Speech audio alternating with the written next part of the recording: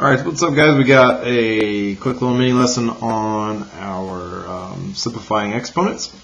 So let's get right to it. Sometimes we got problems like these where, it almost kind of looks like power to a power. This is a good place to start. It kind of looks like power to a power, but the other problem is we're going over addition or subtraction or something like that. So power to a power only works to distribute that power if we're going, everything's being multiplied together or it's all one big fraction.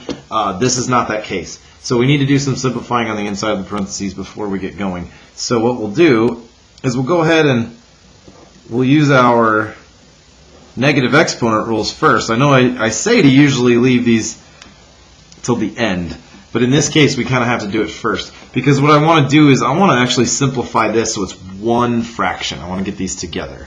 Right? So once I've used my negative exponent rules like I have here, so they were negative here, so I put them in the denominator, got those exponents to be positive now, then what I can go ahead and do is this. Simplify a little bit more. 4 squared is 16. That's still just 1/8. Okay, need a common denominator between these two. To turn an 8 into a 16, I would just need to multiply by 2 on the top and on the bottom. So that gives me 1/16 plus 2/16. So then that would give me 3/16 in total. Alright, once I'm down to there, I got 3 over 16. Really all we're doing, this guy, the exponent of -1 just kind of flips everything. Okay, technically we're distributing a -1 exponent, then moving them both from numerator to denominator and vice versa. But really, ultimately what that does is flips it. So 16 over 3 would be my final answer for that one. Okay, so that's the type of problem that we're definitely going to be seeing. So that's a good one to have in mind. That brings me to my next one right here. Okay, so that brings me to this guy. Okay, we've got some kind of we got addition going on here, but instead of being power to a power where it's just an exponent that we're raising it to, we've got this whole thing, this whole term right here. It's just like distributing like normal, like if you're distributing like, say, some kind of coefficient or something. We're distributing that whole term, that 2x to the 1/2, to both of these terms inside the parentheses. Okay, so being really explicit about what's going on, this would be 2x to the 1/2 times 6x to the 3/2. That would be that first part, plus, and then that would be 2x to the 1/2 times x to the -1/2. So it'd be like that.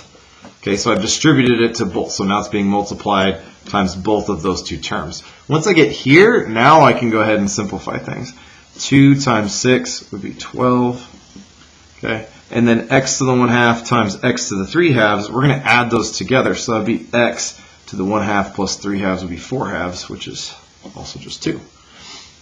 Plus, we'd have just a 2 there, so we don't need to worry about anything else. And then we'd have x to the 1/2 times x to the -1/2, so 1/2 plus a -1/2 would be 0. Okay, anything to the 0 power is 1, so that whole thing is 1. 2 times 1 is 2, so our final answer would be 12x squared plus 2. Okay, remember, just because this is turns into 1 doesn't mean the whole thing turns into 1. It's just that one. So that would be our final answer for that one.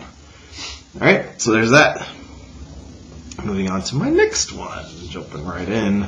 We've got this little monster we've got going on here. Again, we would be tempted, we'd be really tempted to, say, oh, we've got our division rule for exponents where we're going to subtract them. But in this case, we need to split the fraction first because we can only do that when it's all one big line. So we need to split the fraction. So if we've got a numerator, we've got addition or subtraction, we can split the fraction up into 2 separate fractions and then use those rules. So first I'll use this one. So that'd be 9n to the 5/2 over 3n to the -3/2. Okay, so there's the first part. And since that's minus, I'll put minus between them. 3n to the -3/2 over 3n to the -3/2. There we go. Okay, hopefully you can kind of see where this is going since they're the same on both the top and the bottom, but we'll keep going. We'll start over here. 9 divided by 3 would just be a normal 3.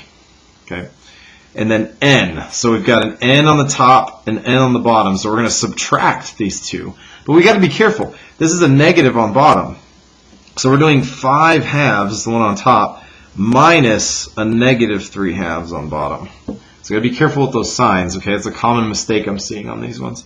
So this would be, then let's do it over here. Minus 3 divided by 3 is 1, okay? And then we'll have n to the negative 3 halves minus a negative 3 halves. Okay, being really explicit on the right side. Hopefully you can kind of just see that that's going to be 1. That's okay. Even if you don't, that's okay. So, lastly, let's simplify a little bit. 3 to the n to the 5 halves minus a negative 3 halves. So that's going to be minus a negative is going to be plus. Okay, so we're going to actually add those two together. So it's going to be 3 to the n, and then that's going to be 3 plus 5 would be 8 halves, or just 4. Okay, so n to the 4th power. And then that would be minus, we'll have 1 still, but then n to the negative 3 halves minus a negative means plus. So it's actually n to the 0 power, which we just kind of dealt with that already. That's going to be 3n to the 4th, and then just going to be minus 1, since that one's going to be just 1. 1 times 1, still 1. So there would be our final answer for that one. Okay, so there's that type of problem. Here's our last one that's still giving people fits. Still seeing some issues with this one, but that's okay. So we've got two quantities that are being raised to powers as well. So what we want to do is we want to actually deal with the power to a power first. Then we can go about simplifying it from there. So what we'll do is we will, first of all, remember that even numbers have exponents. Okay, so we'll remember that even the numbers have exponents on these guys. So we got to make sure that we distribute that power to a power rule to every exponent on in the parentheses. So that would be 4 to the 2nd power. That's going to be x to the negative 6th, y to the negative 10th. Times, and then we'll have all this stuff. Now, this is negative 2 to the 1st power. It's also x to the 1st power. Forgot that. So x gets it, and so does y. So we'll go all 3 of those. Okay, so that's going to be negative 2.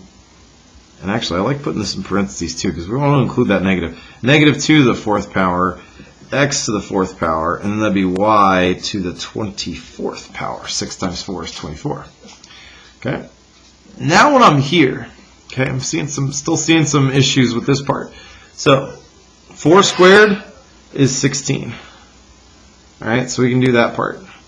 Times, now we can do with the x's. So I've got x to the negative 6, and I've got x to the 4th. Daughter's trying to chime in here. So that means we've got x to the 6. Negative 6 plus 4 would be negative 2. Okay, so this is our multiplication rules for exponents, so we deal with that one. Then, with the y's, we've got y to the negative 10 and then 24. So negative 10 plus 24 would be 14. And then lastly, negative 2 to the 4th power. Since that's a negative being raised to an even power, it's going to become positive. And then 2 to the 4th power would be 2 times 2 times 2 times 2. So that'd be 2 times 2 is 4, times another 2 would be 8, times another 2 would be 16. Hey, so there's another 16. I wonder what 16 times 16 is. I'll figure it out. Okay, so now this whole thing would be over 1 because I got to deal with my negative exponent. So that guy's going to come down. Okay, so 16 times 16, that'd be 256 times y to the 14th. That'll stay on top. But then on bottom, that's going to be x squared. We're going to move that negative exponent down to the denominator so that we get this guy right here, and that would be our final answer. So there's your little mini lesson on the types of simplifying problems, or some of the more complicated simplifying problems that you'd see for exponents.